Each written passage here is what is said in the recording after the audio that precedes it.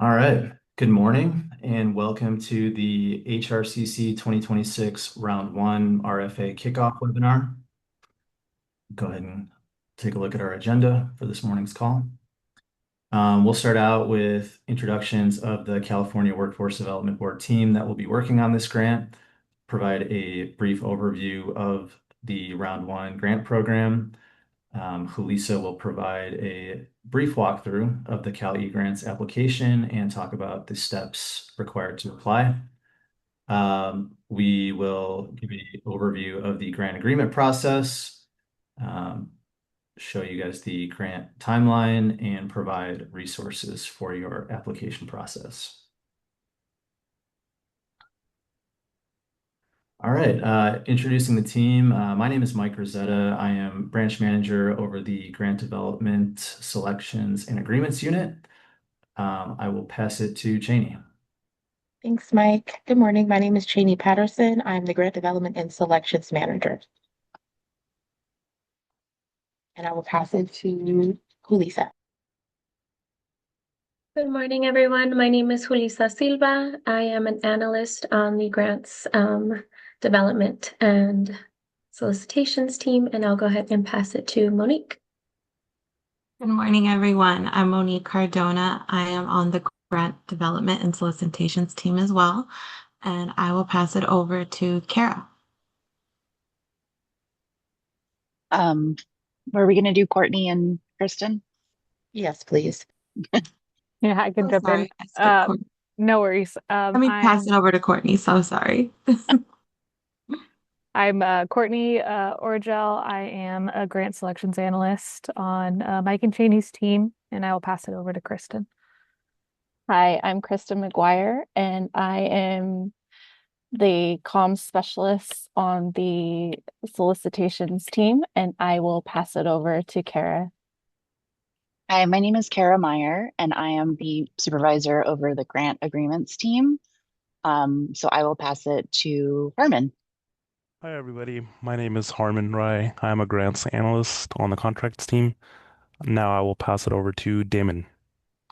Good morning, everybody. I am Damon DeLeon. I am a grants analyst in the grant development, selections, and agreements team under Kara's supervision.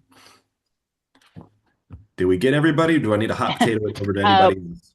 We're going to pass it over to Myra and the program implementation team. Yes. Hi, good morning, everybody.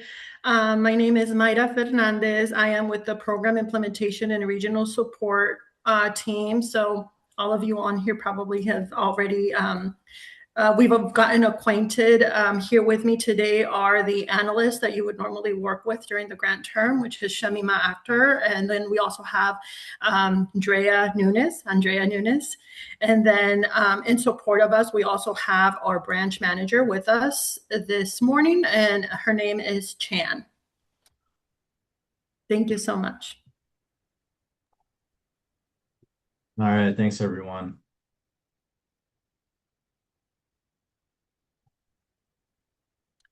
All right, so starting with an overview of round 1 of the HRCC 2026 grant program. So again, this is round 1. This is a 2-round funding opportunity.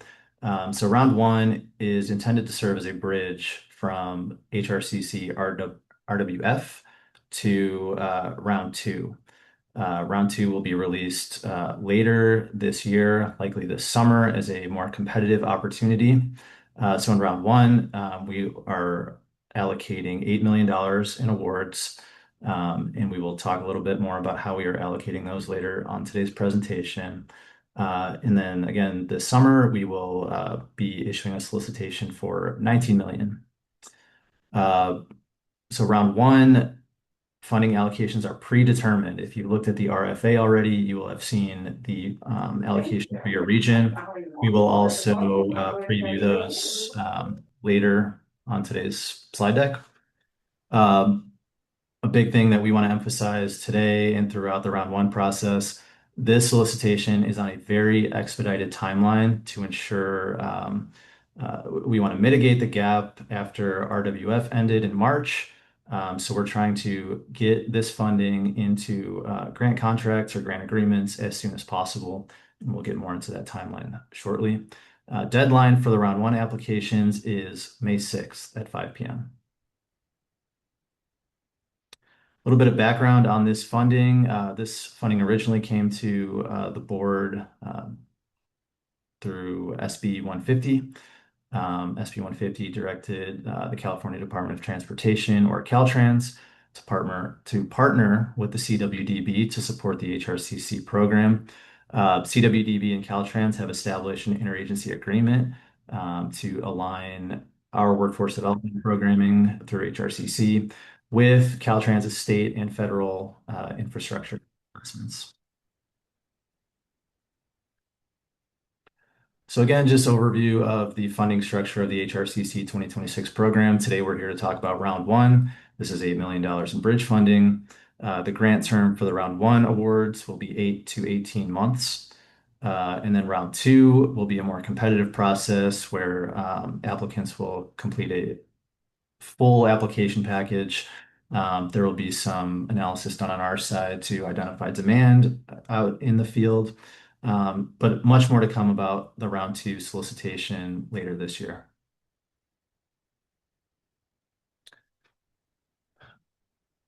All right, so getting more into detail on round one. So the CWDB, we have predetermined allocations by HRCC region for this cycle. The allocations are based on each region's spending and invoicing rate under the HRCC RWF program. The expectation with this funding is that the regions are continuing to operate with either their existing or a very similar structure with similar partners. Program should maintain roughly the same service delivery models and participant pipelines. And again, the focus of this round is on continuity of serving participants rather than completely restructuring the way that the regions are doing business.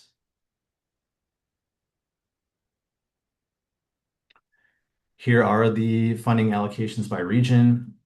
More information on page 2 of the RFA document, which is on the HRCC 2026 grant webpage. We will link that later in today's webinar. And again, these allocation amounts are determined by RWF spending rate.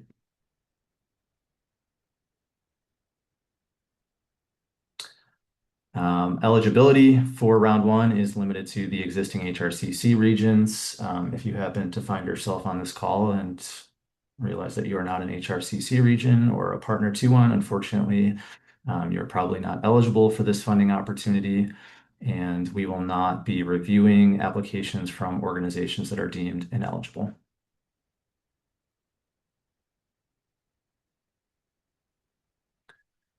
This slide just shows the required partners. This is the same structure as past HRCCs. So this, I think, is probably expected to most of the folks on this call. Just reiterating that the structure is carrying forward from the RWF program. Same thing with the target populations. I think this is the identical or very close to identical to the target population list from the HRCC RWF program. This is also in the RFA with a little more detail about definitions for these target populations. But just wanted to reiterate that again, we are looking for continuity in our target populations from the RWF program into the 2026 program. Similarly, program goals and deliverables also follow closely the RWF model. We are looking for programs to maintain participant services into pipelines into state-approved apprenticeship programs, pre-apprenticeship training, including MC3 or equivalent curriculum. Supportive services must be provided to ensure participants are retained and successfully complete programming. And applicants, grantees are expected to demonstrate measurable outcomes tied to employment, apprenticeship entry, and career pathway progression. So today's webinar, we're not going to do a deep dive into either administrative requirements or the data collection and reporting requirements. Those are similar to the RWF program, but we have made some adjustments over the past few years to our grant requirements on those. We strongly encourage folks to read Section 8 and Section 9 of the RFA. You can see page numbers here. Those will give you a solid foundation into what those requirements look like. And if there are questions, thanks to Myra in the chat, we do have folks from our research team on the call as well as our program group.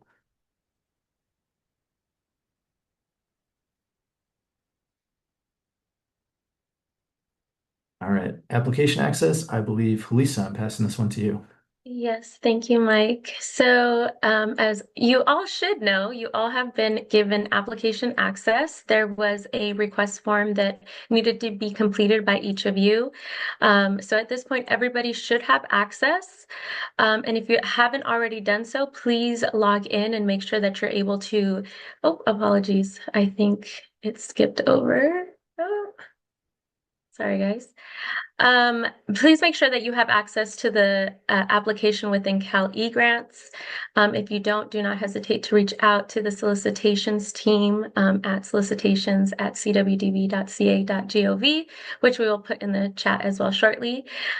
With confirmation that you have app access, you would have received the participant plan, which is a required document that is needed to be uploaded within Cal eGrants to submit your application. So please be mindful that you have all received that and confirm that you have.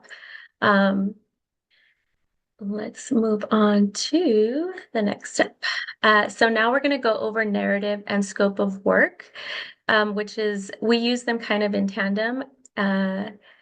So in the exhibit for the narrative is where you're going to be putting in your scope of work.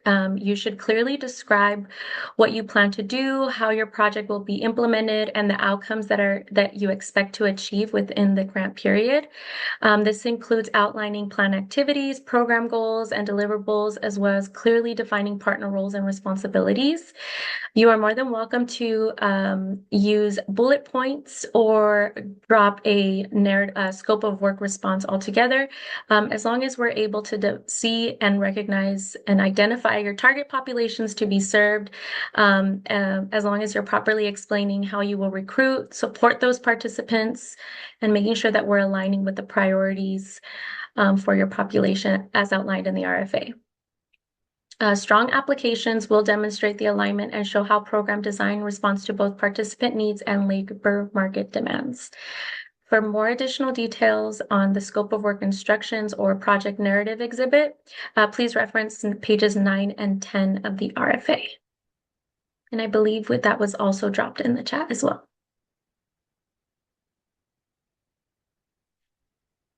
Now we do have a few application requirements.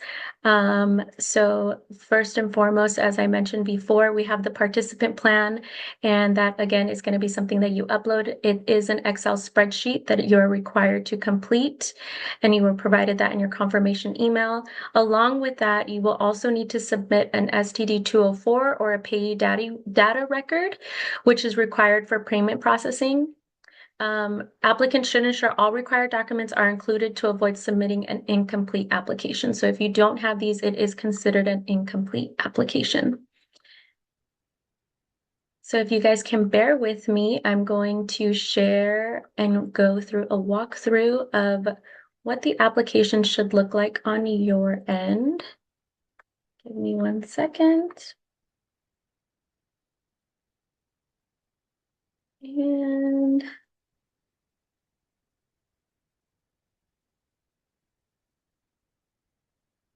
there's always the silent noise as we try to figure this part out. Here too.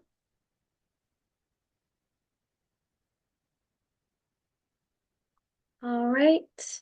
Are you guys able to view this? Yeah, it looks good, Lisa. All right, perfect. So first and foremost, you're going to log into your Cal eGrants account. And again, those links were sent out with your confirmation email. And this is the landing page you should be getting to once you've logged in. At that point, you're going to go up here to this section where it says funding opportunities. Once you've come here, if you will be selecting the CWDB application. However, if for whatever reason you don't see that here, be sure to go ahead and click this drop-down menu and click CWDB funding opportunities, because sometimes it's, again, that wasn't a recent one that you viewed. And then you're going to go ahead and click on CWDB application. So unlike previous applications, this will not be titled HRCC in any way, shape, or form. So just be mindful that it is, again, CWDB application. It's not CWDB open application. As you may have seen, I can back up one step. There is the both options. Be sure that you're clicking CWDB application. Now, once you've gotten to this page, you are going to click apply. Unfortunately, we can't have two open at the same time, but I will review it with you. So firstly, you're going to have your cover page, and this is going to pop up and it needs to be filled out by the designated representative, and you're going to fill in your agency name, your project name, and your requested amount. One thing, as Mike mentioned earlier, there is a dedicated allocation for each region. So please be mindful and referring to page 2 of the RFA and making sure that you're putting the amount that has been previously allocated to you or to your region. Unfortunately, putting a higher amount will not get you a higher funding. It will still be the original allocated amount, but just to avoid any issues during the submission process and review, please be sure to put in the allocated amount set for you. And then, of course, address, points of contact. Many of you, when you filled out your survey or your application access form, we did ask for your designated signer or authorized representative. We ask that you please make sure that that also matches here at the bottom, just so we have matching information. And again, as we're going to say this lots of times throughout this presentation, this is an expedited process, as I'm sure you can see with some of the due dates. We're trying to get this out as quickly as possible. And so just to eliminate any delays, we do ask that you try to match that as best as possible. Another thing to be mindful of is once you've clicked save, an acknowledgement will appear here as you see. If this acknowledgement is not, if you do not click agree, unfortunately, you will not be able to view any of the additional exhibits. So be sure to acknowledge this here. If you have any issues, again, don't hesitate to reach out to the solicitations team so we can see how we can help with you with our ETP team. But we have to be sure to make sure that you're clicking I agree. If this is not done, anybody else who also tries to view the application, as many of you know, you can have a pending application that your entire team is able to see. They also will not see it unless that acknowledgement has been done. So now we're going to go ahead and move on to the narrative exhibit. And as I mentioned before, see, that's what happens. It needed a second to load. But as I mentioned before, this is where you're going to enter your scope of work. The scope of work should include an overview of planned activities, goals, deliverables, as well as clearly defined partner roles and responsibilities. Applicants should also describe their target population and explain how they will recruit and serve those participants. Again, please don't hesitate to reference the RFA. Here you will also put applicants are encouraged to describe how their program aligns with anticipated construction timelines, regional workforce demand, while maintaining flexibility to adapt to those changes and conditions. Please keep in mind that there is a 12,000 character limit that does include spaces. Again, you are more than welcome to use bullet points. You can use an overall summary, as long as you're able to making sure that we're hitting all of those deliverables that are needed in your scope of work or narrative exhibit. Next, we'll move over to your expend plan. And if I'm moving too quick, please let me know. But now we're going to move over to your expend plan or to the expend plan.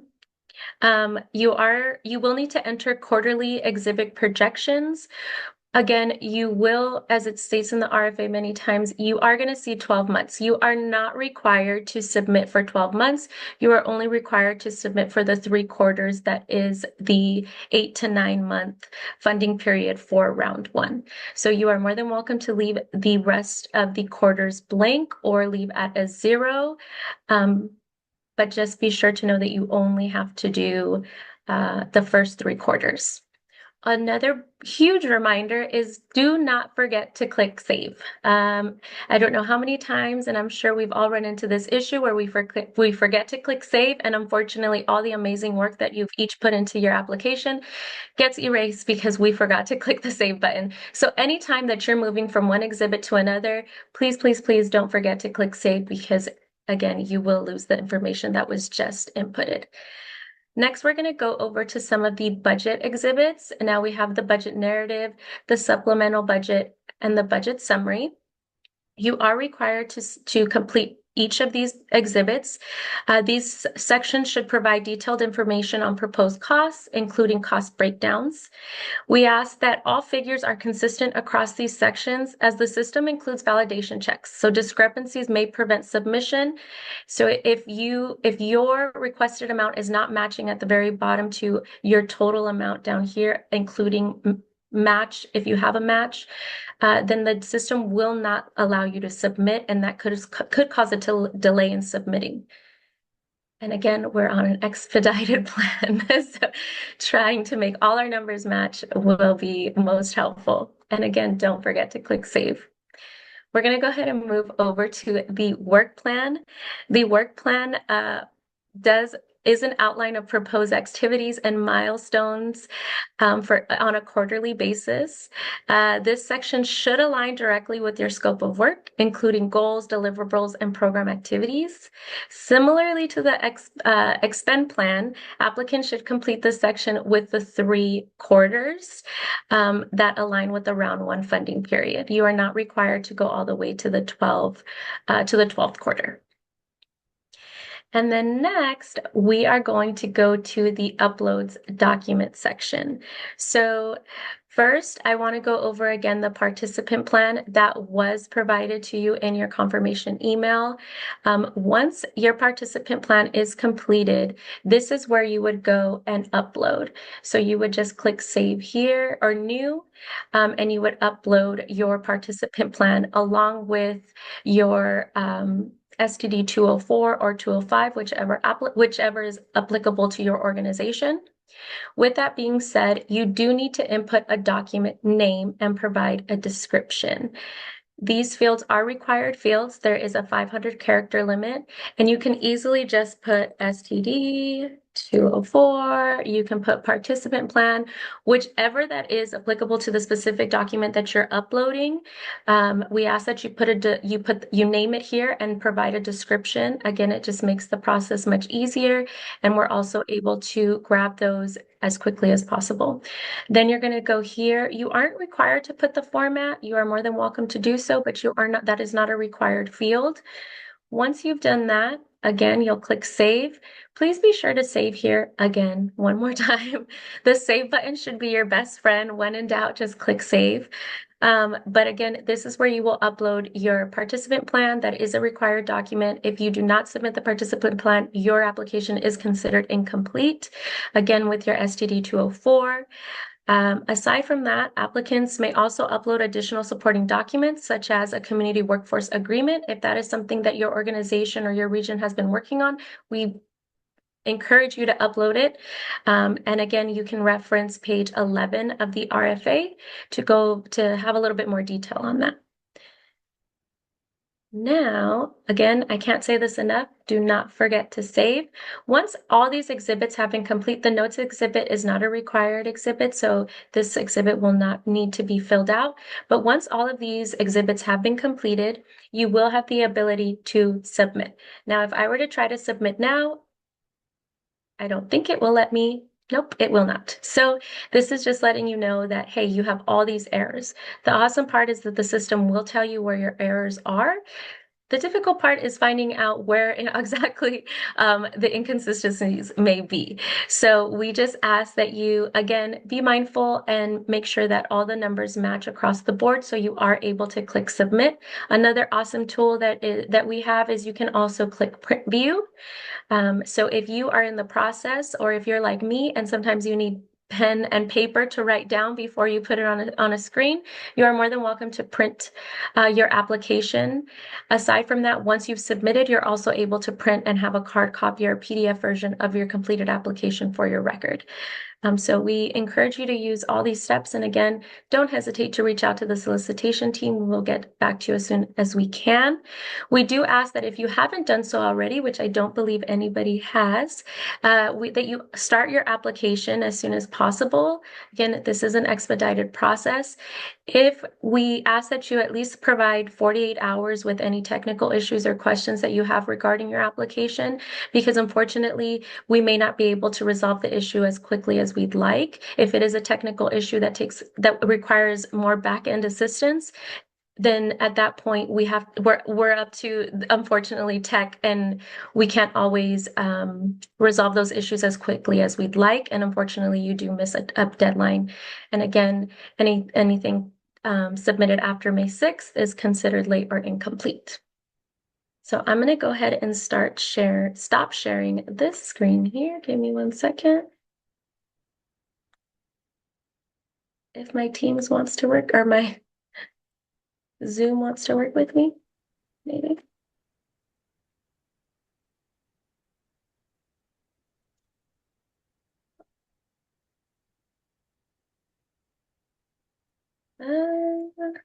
Is it still sharing? Yeah, pretty sure it is. Yeah. Give me a second, guys. The stop sharing button is not appearing. Oh.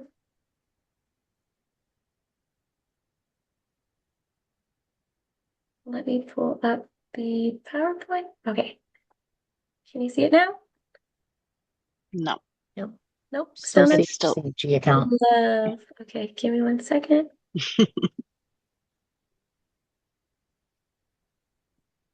There we go. There we go. Okay, awesome. So now we will go into grant agreements, and I'll pass it over to Kara. Thanks, Lisa. So I do have some good news. We are no longer processing our grant agreements through the Employment Development Department BOBSI unit. So we are doing those in-house now. The agreement processing timeline is much shorter in-house. So it's not going to take a really long time to execute your agreements. But as we keep stressing, this cycle is on an expedited timeline. So it's imperative that the primary contacts respond quickly to requests during both the project modification period and the agreement processing period. Our new grant agreement package does include the agreement, Exhibit A, terms and conditions, which will be the legal terms and requirements for the grant, and a copy of the final approved grant application that we export from CEG. We do have a draft copy of the grant agreement. So if you would like to request a draft of that to review ahead of time before we send you your copy, please email the solicitations inbox, and we can send organizations of the terms and conditions for review ahead of time of the grant agreement processing. We do ask that your legal, executive, and main program contacts review the agreement closely and email any questions to us. So again, please email the solicitations inbox to request a draft of the template. Upon receipt of the grant agreement from my team, it'll be the contracts inbox, and it will actually be through DocuSign. It's important that the correct signatory and their email was included on the application access request form. So if you do need to make changes to that information, please contact the solicitations inbox as soon as possible to get that information updated. Again, that authorized representative in CEG on the cover page should match the person that we're sending the agreement to for signature. There is language included in the terms and conditions that organizations will have 15 business days to return the signed agreement back to CWDB. But because this is an expedited timeline, again, delays in returning the agreement will delay the program start date. We are up against a very strict deadline with our internal accounting systems here with the state. And we're hoping to have the program start date be June 10th. That is really, really close to the deadline we have internally to get these processed. So if you do not get us the agreements in time, your program start will be delayed, and invoicing will probably be delayed until August. once we get the final agreement and our organization, our chief deputy signs that agreement, your program analyst grant manager will send the notice to begin work email. And any questions that you have about the agreement can be sent to the solicitations inbox, and we will happily get back to you with any questions that you have. And back to Mike, I think. Thanks, Kara. So here's an overview of the grant timeline for round one. First two lines in this table here have already happened. We will be hosting a virtual office hours next week. I believe we have a Zoom link for that available, and if not, we will be posting that to the HRCC webpage very soon. Application deadline, May 6th at 5 p.m. Please do get your apps in by that deadline. There are no guarantees of these funding allocations being made to any organization that does not meet that deadline. We expect to formally announce the awards shortly after the deadline. And then these next two steps, if you have worked with the CWDB in the past, this will feel like warp speed to you. We are going to try to go through exhibit modifications in 1 to 2 weeks. Like Kara just mentioned, we're hoping the agreement processing only takes 1 to 2 weeks so we can meet that June 10th deadline. That June 10th deadline is also roughly when we expect the grants to actually start and be active. And the term of these grants, minimum 8-month bridge funding, that 8 months will take us into the start date for round two in all likelihood. But for regions that do not have as high demand, this funding can be stretched up to 18 months. And I'll just provide a little more detail on round two. Again, this is expected later this summer, so these are just this is just kind of a rough outline of what to expect. It's going to be a much larger funding amount available for us to award, approximately 19 million.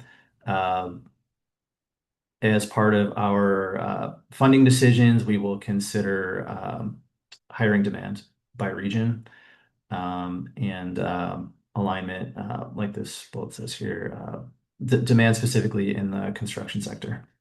Part of that, I think, will be through an analysis that we conduct at the CWDB, but we, as part of your scope of work in round one, we're encouraging you all to identify demand now, but we will likely ask about that in more detail during round two. We will also be evaluating past grantee performance as part of round two. This is not a component of our round one funding allocations, but as folks are closing out their HRCC RWF grants, this is our strong signal to you all to make sure that all that participant data and everything that our folks on the program unit and research unit are requesting during that closeout period. We are anticipating release of round two, summer 2026, likely sometime in August, but stay locked into our HRCC webpage for more updates on specific dates. And we are currently projecting those grants to start in January.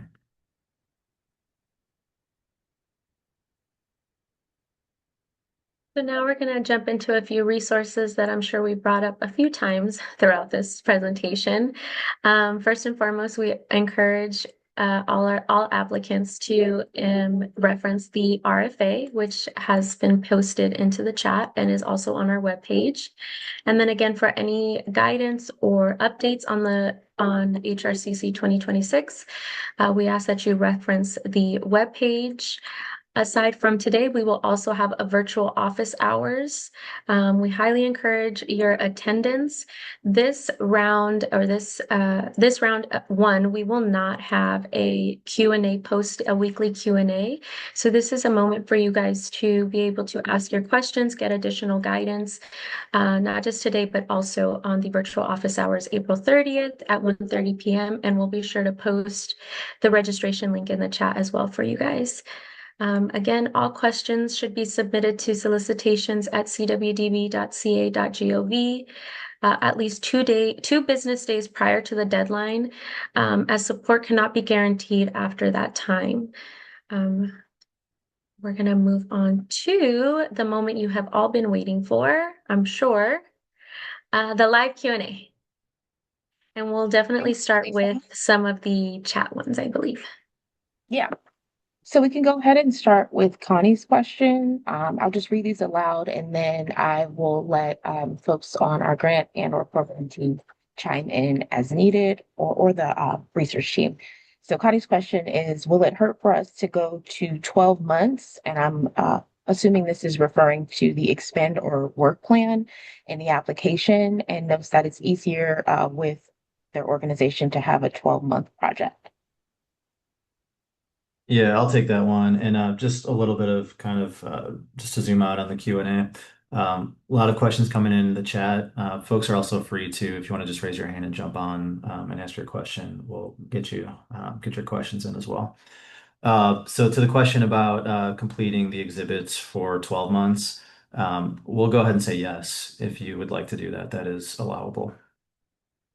And just a quick note on the grant term, the grant agreement will have like the full term of the how the funding is available. And then if you guys wanted to stop your program earlier, that's fine. You can close out internally in CEG, but we always like to try and do the full term just so we're avoiding modifications and amendments. Thanks, Kara. Our next question is around the local partners and training providers and asks for this round, can fiscal agents rely on a sole source or non-competitive justification for continuing with their existing HRCC training providers? I'd like to get either Chan or Myra's take on that. I don't know if we have any flexibility to deviate from our standard kind of procedure on that. But Myra and Chan, if you want to take a stab at that. Yes, hi, I'm sorry, can we repeat the question?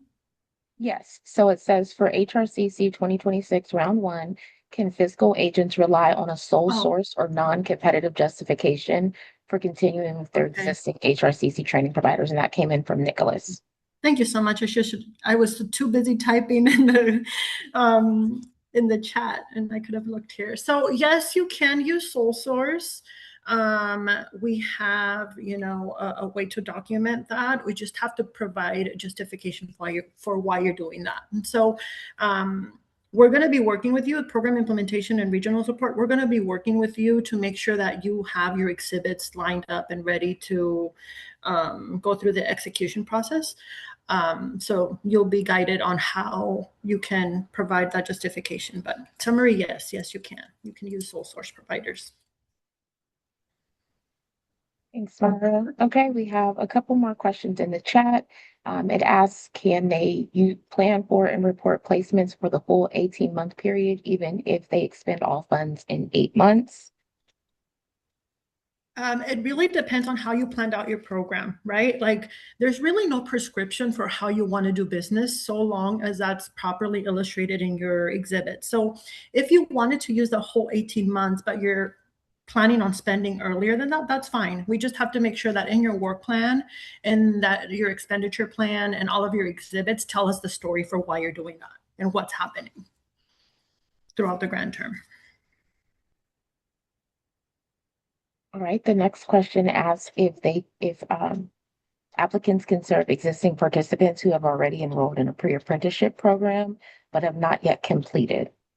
This is a great question, and our research team can jump in and add additional context for this. So yes, you can co-enroll. So we understand specifically with HRCC, the grant term oftentimes doesn't really result in a person being placed just because of how apprenticeship works, right? And so if in RWF you've enrolled participants and you've not yet gotten them to where they need to be with placement, you can for sure and co-enroll into this, or not even co-enroll because your program is done, but enroll these participants in this new funding opportunity.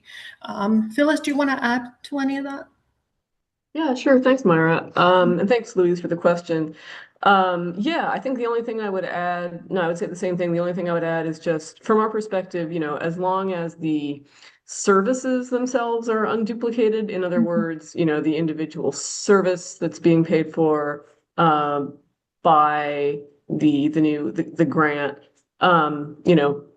is distinct and isn't duplicated from elsewhere, then that and meets the criteria for otherwise for the grant application, then yeah, we wouldn't consider that a problem. You're welcome to to provide services to those existing pre-apprentices. Yeah, as long as those are distinct and not already covered, already funded, through some other source. And if I may add, it's essentially you'll have to be able to document internally how this participant that you're now enrolling into this new program for the purpose of completing whatever goals that they were going to do, meant to complete, specifically placement into pre-apprenticeship or apprenticeship. You have to be able to document how that's progressed, right? And so like Phyllis is saying, it's going to be very important that internally you keep record via case management, proper use of service codes, so that ultimately we as a state can see how that participant went through that to your program to end up where they ended up. And so it's going to be very like the case management component specifically for these people that you are going to be continuing to serve in various programs, not just in HRCC, but maybe you're co-enrolling into other programs, that you can show that one, there's no duplicative services across any of the programs that this participant may be co-enrolled in, and two, that you're demonstrating progression, reasonable progression that is, towards his placement goals. Does that answer your question? Yes, thank you. Last thing I would add, sorry, and I meant to say this in the first part of my response, is just that when you're reporting those services, just report the services, in your data reporting and Cali grants for this grant, only report the services that you have provided with funding from this grant. Probably clear, but just the last thing to add. Thank you.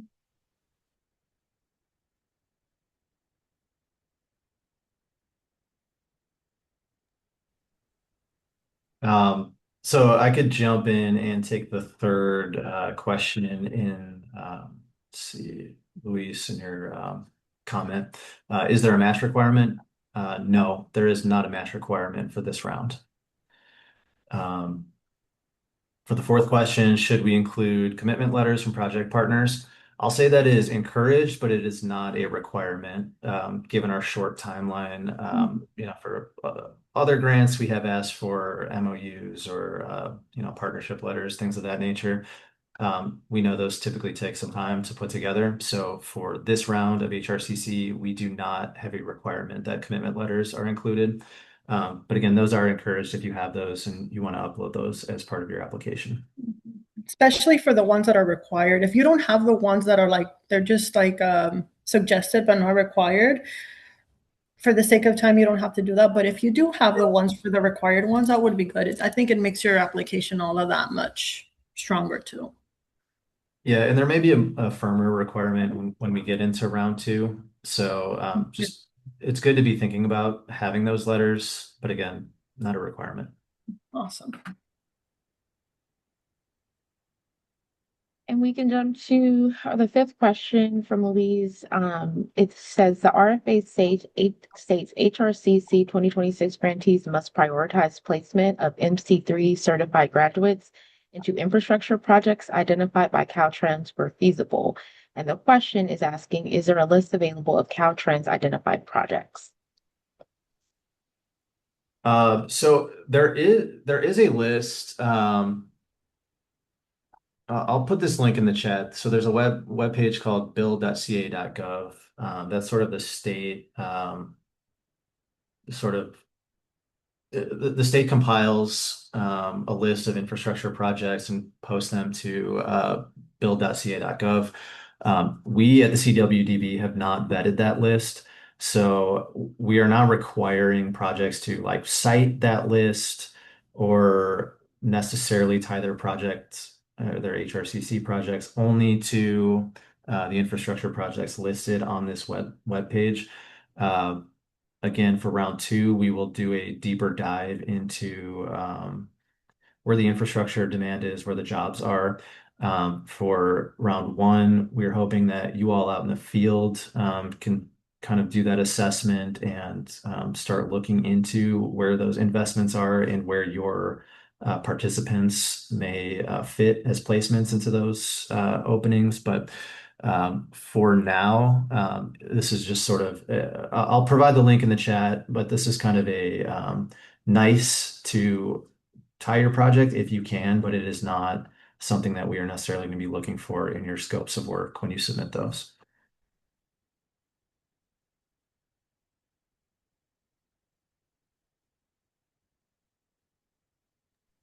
Right, there are no more questions in the chat. If folks would like to raise their hand or come off mute to ask a question, now is the time.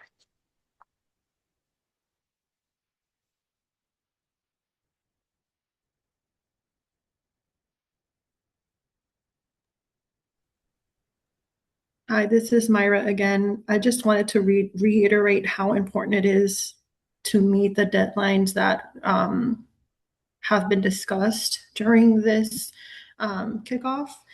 Like I said, are program implementation and regional support. So it's basically Shamim, Andrea, and myself. We're going to be working with you, all of you, to make sure that the exhibits and all of the documentation that you need to set up for this contracts are handled in a timely manner. But it is going to be pretty much, dependent on how responsive each one of you is with our request. So I just wanted to keep that in mind and just be mindful of the time and being proactive with communication, right? Like I think it was Julissa who mentioned how important it is to just plan things out so that you're not reaching out like at the very last minute for assistance. We're here in support of each one of you, but we really are relying on each one of you to, one, be responsive and also be proactive in how you reach out to us. Yeah, thanks, Myra. And just to underscore that, we strongly recommend starting your application as soon as possible. Deadline is 2 weeks from tomorrow, so the time will move quickly. And this application is kind of a slimmed down version of our normal applications, but there still are, as Felisa walked through, there still are quite a few exhibits that require being completed, and not only completed, but there's validation in the system. So if there are discrepancies across exhibits, the system will not allow you to submit. We are available now to help with those kinds of requests, but if it's an hour before the deadline and you're still struggling to make your application work and submit that, we cannot guarantee that we'll be able to provide one-on-one assistance to you. So starting the application, getting all those exhibits complete and ready to submit now will really help move things along when we get close to the deadline.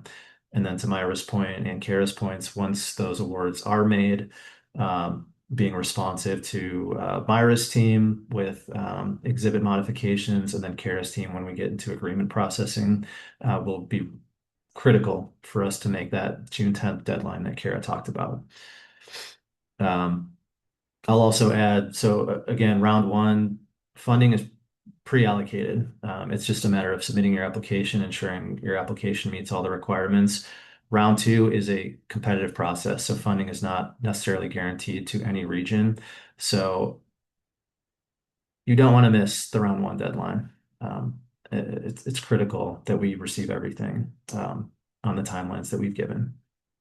And we are here to help if you run into any issues.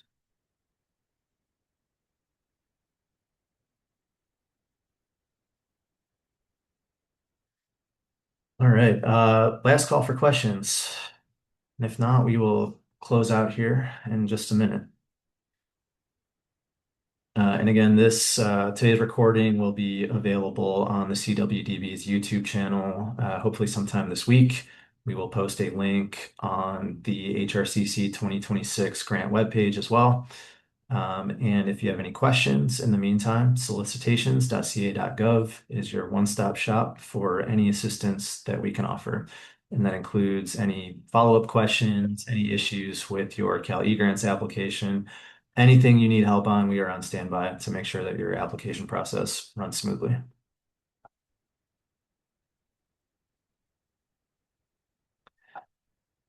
All right, it doesn't look like we have any questions. So thank you all for attending today's webinar, and we hope to hear from you soon. Have a good day.